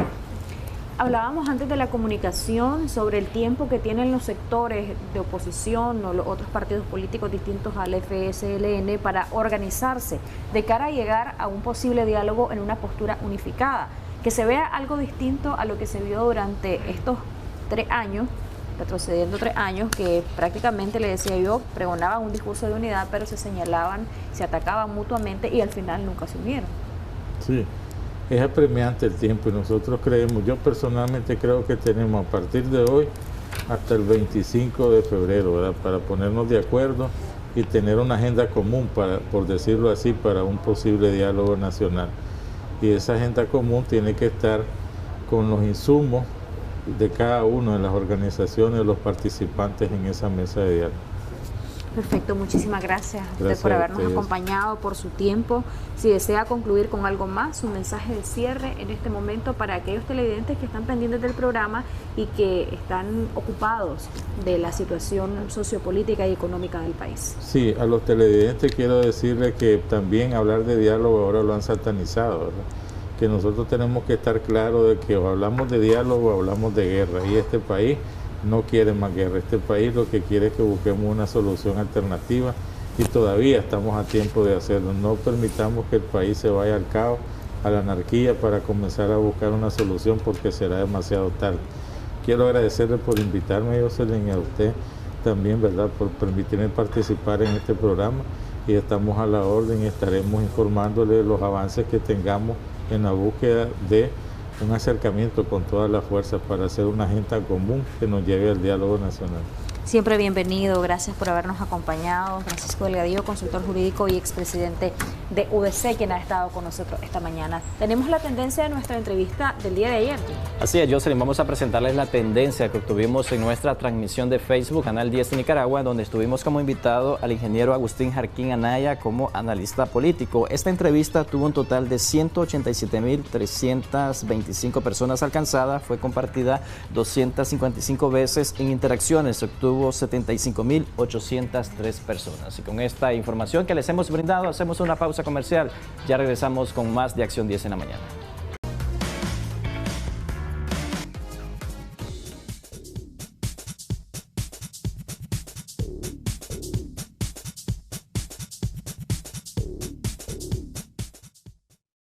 Buenos días, amigos televidentes. Les comento que nuestra periodista Saily Aguilar está desde uno de los mercados de la capital y ella nos va a informar cuáles son los costos de nuestra canasta básica para esta semana. Adelante, Saily.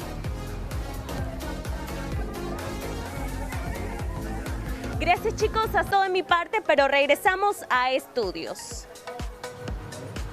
Gracias, Saily, por esa excelente información, y estos son los precios que están en nuestra canasta básica en los mercados capitalinos. Yo los invito a que ustedes, si van a los mercados, tomen todas las medidas de bioseguridad, porte su mascarilla y al llegar a su casita, lávese muy bien las manos. Y con esta información nos trasladamos hasta el otro lado del estudio con Odili. Adelante, Odili.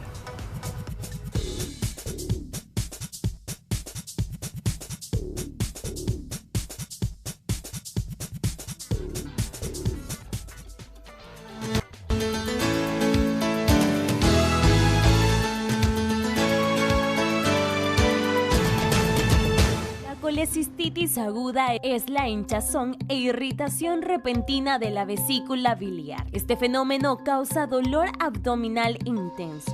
Se produce cuando la bilis queda atrapada en la vesícula biliar y a menudo esto sucede porque un cálculo biliar bloquea el conducto cístico. Algunas personas tienen mayores riesgos de sufrir cálculos biliares, por ejemplo, las mujeres en el proceso de embarazo, terapia hormonal, edad avanzada, obesidad, bajar o subir de peso rápidamente y la diabetes.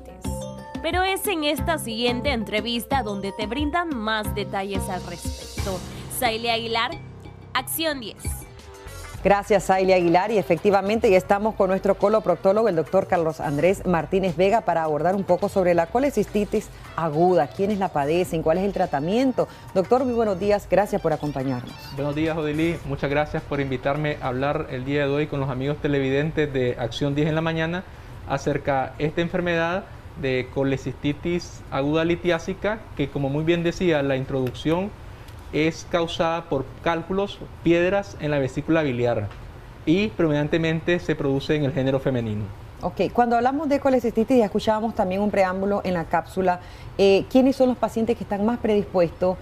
¿Hay algún tipo de tratamiento o condición que indique la colecistitis o algún también examen?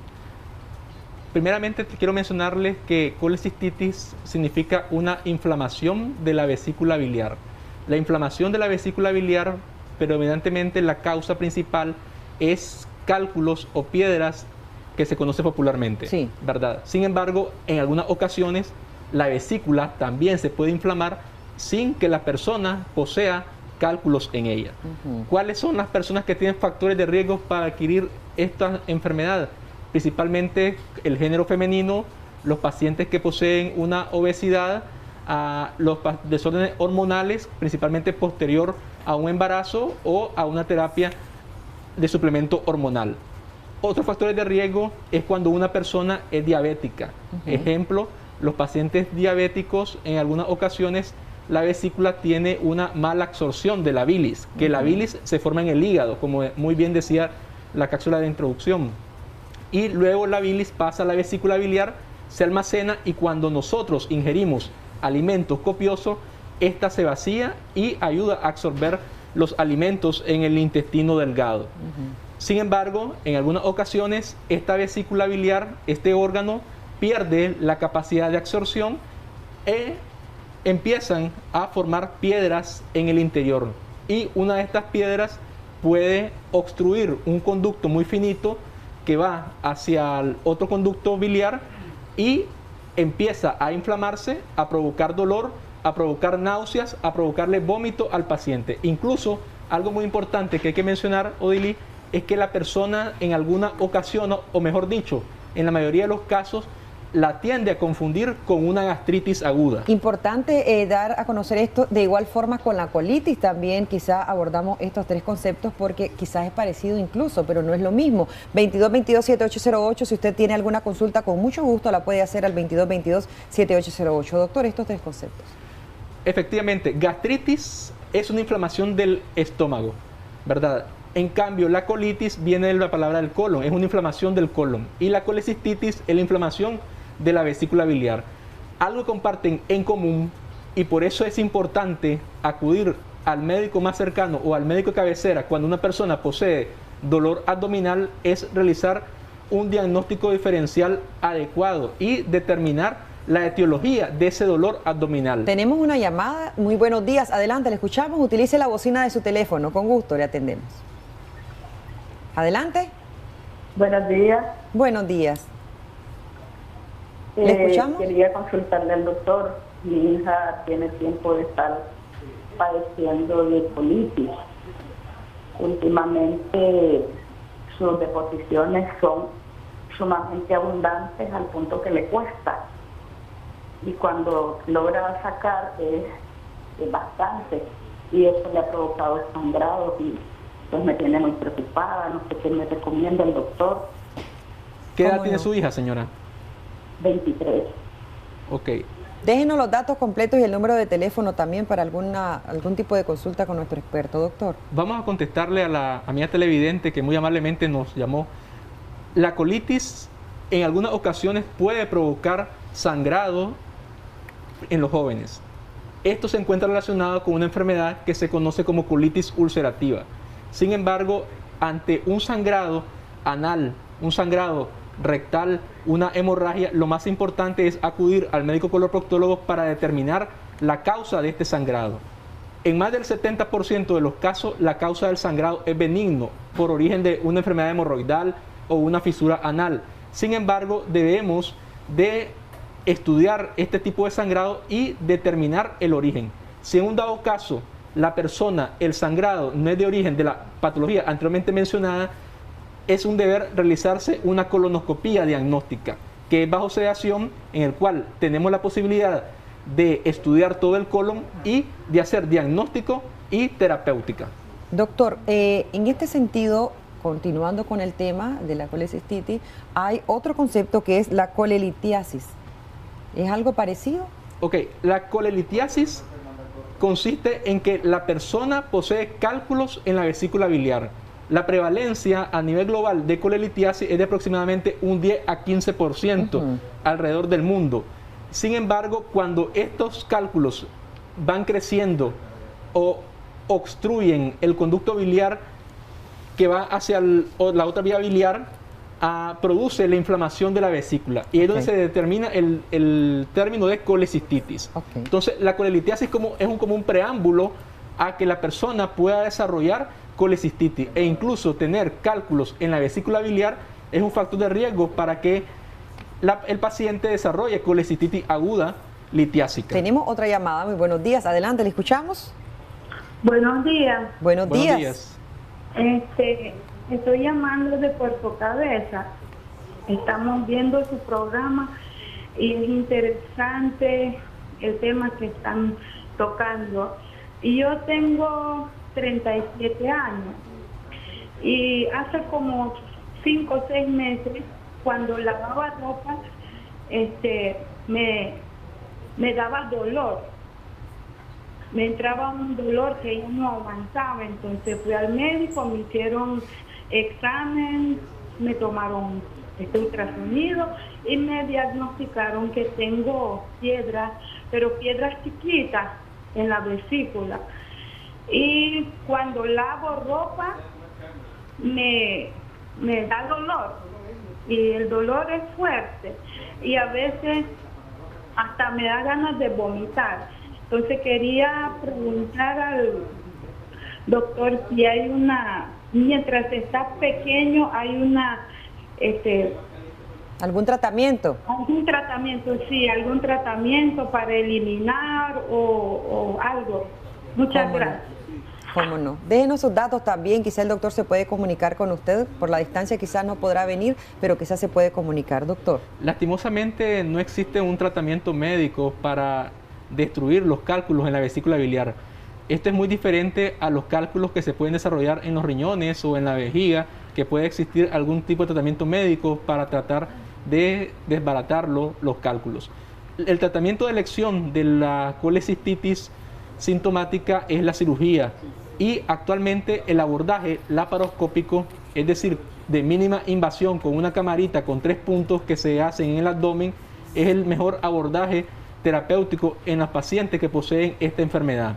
Algo muy importante, Odili, que hay que mencionar es que tener cálculos en la vesícula biliar predispone a otras complicaciones, y uno de los factores de riesgo es que uno de estos cálculos migre hacia el páncreas y a la persona le dé una enfermedad que se conoce como pancreatitis, es decir, una inflamación del páncreas, y en algunas ocasiones esta inflamación del páncreas puede ser mortal en cualquier tipo de persona, independientemente de la edad que tenga esa persona. Doctor, ¿qué recomendaciones dar a nuestros amigos televidentes que en estos momentos están padeciendo, como igual nuestra amiga de Bluefield, por cierto, un saludo muy especial a nuestra linda gente de allá, que expresan hay dolor ya cuando están, por muy pequeña, por muy grande que sean las piedras de vesícula, como usted bien dice, lo único es la cirugía, ¿verdad? No hay un tratamiento que lo cure en sí, pero ¿qué deben hacer en este momento? Sobre todo no automedicarse.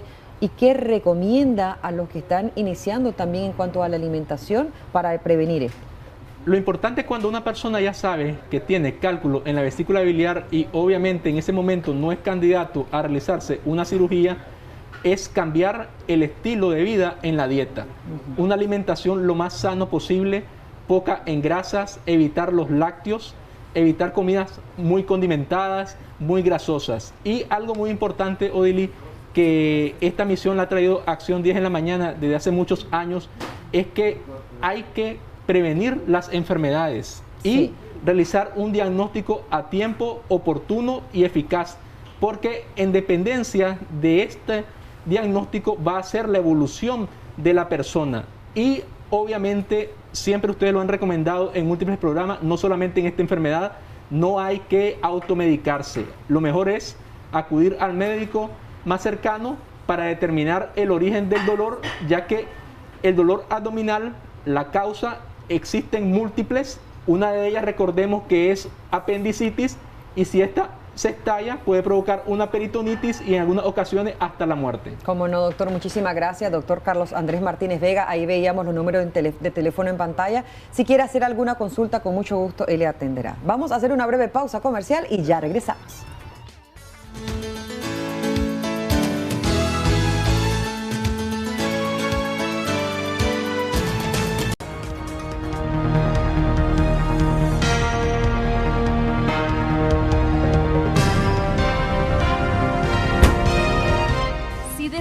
Casarte, toma en cuenta los siguientes aspectos. Son aptos legalmente para contraer matrimonio el hombre y la mujer que hayan cumplido 18 años de edad. Los adolescentes con edad entre 18 y 16 años podrán contraer matrimonio en caso que los padres y los representantes legales le den una previa autorización. Además, deberán acompañarse por 2 testigos idóneos debidamente identificados que depongan bajo promesa de ley que las personas contrayentes tienen libertad para unirse en matrimonio civil. Los requisitos para matrimonios entre nicaragüenses los dicen en la siguiente entrevista. Zaylia Aguilar, Acción 10. Gracias, Zaylia Aguilar. Sí, vamos a ampliar este tema con nuestro especialista, el abogado Omar García. Requisitos para contraer matrimonio, pero ¿qué es el matrimonio? ¿Es simplemente un contrato social? Ya nos lo va a decir el especialista. Muy buenos días, doctor. Gracias por acompañarnos. Buenos días, Odili. Gracias por la invitación esta mañana. En estos días hemos estado hablando siempre sobre aspectos legales y anteriormente, Odili, hemos estado hablando sobre la unión de hecho estable. Sí. Que me preguntabas anteriormente cuál era la diferencia. Pues hoy vamos a ver un poco lo que es el matrimonio, cuál es el concepto y de igual manera hacer una diferencia entre la unión de hecho estable y matrimonio civil estable. Entonces, la ley, el Código de la Familia, en el artículo 83, establece de que es la voluntad entre un hombre y una mujer en donde existe un consentimiento recíproco para vivir de manera continua. Sí. A diferencia que la unión de hecho estable dice que es un contrato. Entonces, aquí debe haber consentimiento. En el otro, que es unión de hecho estable, debe ser un contrato establecido, que lo pactamos porque ya tenemos un tiempo prudencial para vivir como que fuera un matrimonio civil. Pero hay algunos requisitos, porque todos quizás se quieren contraer matrimonio, pero ¿qué requisitos hay? ¿Qué obligaciones y derechos? Bueno, cuando hablamos de los requisitos, lo primero que tenemos que tomar en cuenta todas las personas que quieran, ¿verdad?, unirse en matrimonio civil, lo primero es tener, ¿verdad?, lo que es su certificado de nacimiento original, en donde aparecen los datos registrales del papá, de la mamá, con el fin de verificar de que la cédula de identidad concuerde con el certificado de matrimonio, es lo primero. Luego tienen que presentar lo que es el copia de la cédula de identidad. Como otro requisito también se les solicita lo que es la constancia de soltería, porque recordemos muy bien de que la persona, no sabemos que si la persona que va a contraer matrimonio tiene algún impedimento de ley, porque muchas veces ha pasado de que quizás alguien está casado en Matagalpa o en Ciuna, en otro municipio, y por lo tanto la persona que contrae matrimonio no se da cuenta de él. En este sentido, nosotros como fedatario público y notario tenemos la responsabilidad de verificar esta situación. ¿Y solo el notario puede casar, doctor? No, en este sentido tenemos que también tomar en cuenta de que los jueces de distrito y locales de familia están autorizados para casar, también están autorizados en el caso de los departamentos en donde no existan juzgados de familia legalmente constituidos, lo que son los jueces civil, también están los locales. Por ejemplo, en Ticuantepe, único el local, por lo tanto la juez o la jueza están autorizados, y nosotros como notario público cuando tenemos 10 años en el ejercicio. Ok, ¿y hay alguna edad específica para poder contraer matrimonio, o cuando se habla que los padres deben dar la autorización, eso está vigente? Bueno, es necesario tomar en cuenta que la ley en el artículo 54 del Código de la Familia establece de manera tácita de que a los 18 años el hombre y la mujer son aptos para poder decidir y tomar esta decisión de casarse sin ningún impedimento de ley. También estamos hablando de que a través de la representación legal de los padres, los mayores de 16 años y menores de 18 años pueden también poderse casar, siempre y cuando los padres sean los responsables de firmar el acta. Es posible también de que un padre se encuentre en Managua, otro se encuentre en algún departamento, y por lo tanto nosotros como fedatarios públicos tenemos que tener lo que es el acuerdo, la autorización por escrito, en donde el padre está consintiendo este matrimonio si efectivamente está vivo, porque es posible que haya fallecido. Entonces nos muestran lo que es el certificado de defunción con el fin de tomar en cuenta de que no existe el papá y sí lo está autorizando la mamá. ¿Y qué establece la ley? Porque hablamos muchísimo de contraer matrimonio, pero eso conlleva también luego a la creación de una familia, vienen los hijos y esto. Pero también, ¿qué requisitos se deben tomar en cuenta y qué habla de la ley en cuanto a bienes? Si hay bienes, ya sea que uno de los dos cónyuges tenga los bienes, ¿eso se puede incluir dentro del matrimonio? ¿Qué dice la ley de todo esto? Claro, cuando hablamos de matrimonio recordemos muy bien de que nosotros tenemos que garantizar que nuestros bienes, hay algunos que son personales, y por lo tanto hacemos una lista, un inventario en donde podemos nosotros incluirlo al momento de la unión en civil. Ya concluimos la idea, doctor. Tenemos una llamada. Buenos días, le escuchamos. Use la bocina de su teléfono y le baja el volumen a su televisor, por favor. Siempre le pedimos que hagamos esto, ¿verdad? Para escucharlos mejor y podamos comunicarnos con usted. Adelante. Sí. Quería hacer una consulta real. Sí, ¿cuál es su consulta? Quería que me explicara cuáles son o qué significa el régimen matrimonial. Y entre los requisitos de lo que él mencionó, si existe otro requisito que tenga que ver con lo respecto a los bienes. Si previo tiene que ser los cónyuges, algún pacto a través de una escritura que va dentro del requisito, o simplemente se puede contraer justamente con los requisitos que él ha mencionado. Muchas gracias. Gracias a usted por llamar, doctor. Bueno, gracias, ¿verdad?, por su pregunta. Sí debo aclarar, ¿verdad?, de que cuando existen bienes de uno de los cónyuges, de las personas que van a contraer matrimonio, se debe establecer, porque recordemos muy bien que al momento de una separación, entonces tenemos que denominar cuáles son mis bienes, con qué entro al matrimonio, porque estos no van a ser parte de la distribución. Por lo tanto, es necesario dejar constancia en el acta de matrimonio de la lista de bienes que efectivamente tiene la persona que va a contraer matrimonio, ya sea el hombre o la mujer. Y si esta persona está de acuerdo en compartirlos con el nuevo miembro, ¿verdad?, entonces no hay ningún inconveniente, pero sí debe constar, porque esos son uno de los graves problemas que existe, que al final se casan, existen bienes y por lo tanto estos bienes quizás le tocó del pasado y no es dentro del matrimonio. Entonces todo desde el momento que nosotros contraemos matrimonio, desde aquí es que comienza que nosotros vamos a construir y tener nuestros propios bienes, y estos son los que se van a distribuir al momento de una separación. Tenemos la siguiente llamada. Buenos días, ¿le escuchamos? Aló, buenos días. ¿Le escuchamos? ¿Cuánto dilata un proceso de un matrimonio cuando no hay hijo de por medio ni viene cuando se casan?